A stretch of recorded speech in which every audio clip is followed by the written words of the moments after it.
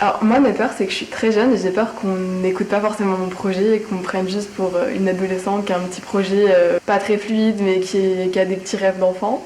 J'y suis allé avec beaucoup d'appréhension à la fusée parce que c'est toujours difficile pour moi de m'engager. Je suis quelqu'un d'assez anxieux socialement donc je savais pas trop ce que ça allait être, je savais même pas combien de temps on allait devoir le faire, etc.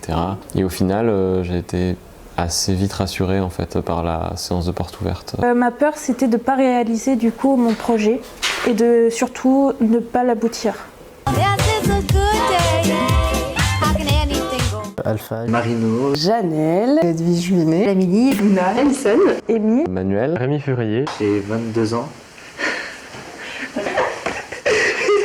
J'avais oublié mon âge. J'ai 22 ans. j'ai 17 ans. J'ai 23 ans. J'ai 20 ans. J'ai 25 ans.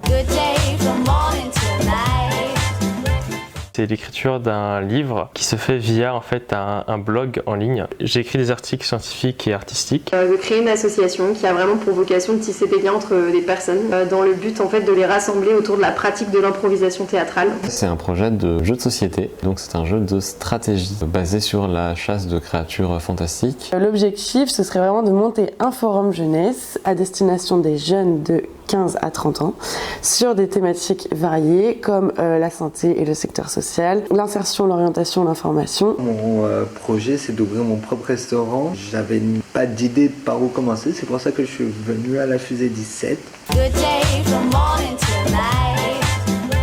En vrai, un rythme, je suis peut-être le seul dans cette situation-là parce que je fais pas grand-chose à côté forcément. Je suis très irrégulier dans mon travail et le fait d'avoir tous les mercredis, juste ne serait-ce que de devoir discuter de ça, ça me forçait à rester un peu actif. Des contacts aussi, des discussions enrichissantes.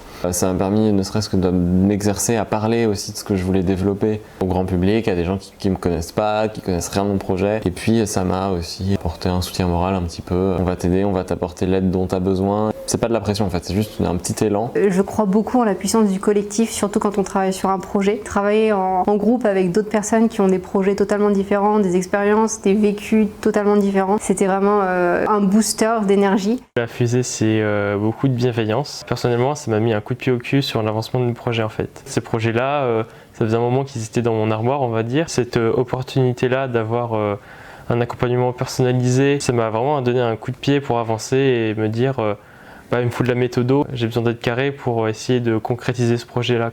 C'est un gros travail que Florine et Clémence ont apporté. C'est fait avec beaucoup de bienveillance, beaucoup de patience, beaucoup de contact aussi.